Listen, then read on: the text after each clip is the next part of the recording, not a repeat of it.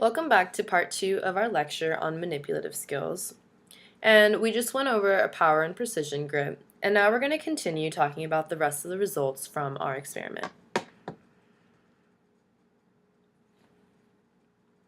Based on this experiment and from the constraints perspective, we can see that the individual profiles of reaching and grasping behaviors vary.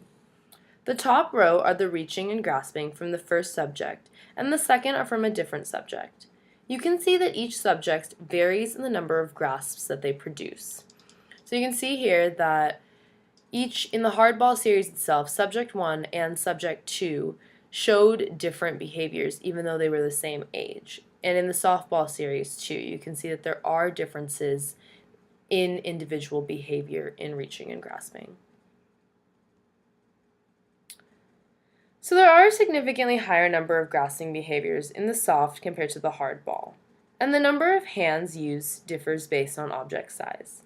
The different textures and sizes affect the infant's prehensile movements, and based on the results, we can say that the constraints of the object's properties plays an important role in the development of prehension. So now let's go over some of the methods that are typically used to study the development of prehension. In terms of quantitative analysis, we can use the motion analysis system.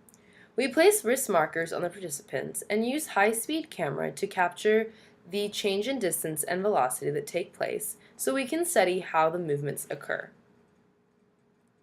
Using motion analysis, we can do a kinematic analysis of the change in position of the markers as captured by the camera to determine the velocity and acceleration of the movements taking place. We can determine the speed and smoothness of the trajectory as well as a result of this kinematic analysis. The movement times, velocity profiles, and the path length tell us a lot about the movement and progression of the reaching behaviors throughout the process of development. We can see that the velocity profiles of spontaneous movements change with age. There are more peaks in velocity, indicating that movements are less smooth in the graph on the left compared to the graph on the right. This means that earlier reaching behaviors are less smooth than late reaching behaviors. We can also quantify the velocity profile using the measure of movement units. A movement unit is one acceleration and deceleration coupled together. When you think about an adult reach, there is one period of acceleration and one period of deceleration that occurs. Earlier reaching movements have multiple movement units as the infant does not have enough control with his or her limb to produce one smooth movement. So each of these little dots up here consists of one movement unit. So that's an acceleration peak followed by a deceleration. So if you imagine a child reaching for an object with a very jerky movement, they accelerate, decelerate, and continue to go about that process as they're moving towards the object they're trying to reach. We can see this image of adult movement, and we can see how it's a smooth bell-shaped curve with one period of acceleration and one of deceleration that occurs as you near the object. The trajectory of the hand is based on the distance away from the starting position the object stands.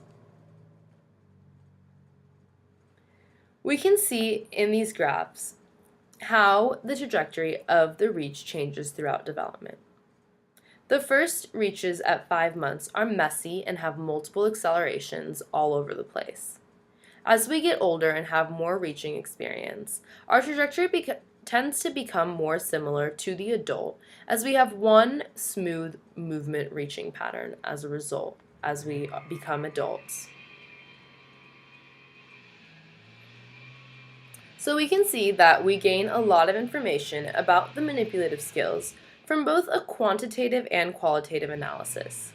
Each provides us with useful information, and a combination of quantitative and qualitative data should be used when studying development.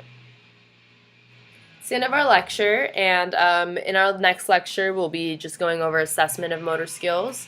If you have any other questions at all, please feel free to email me. Have a good rest of your day.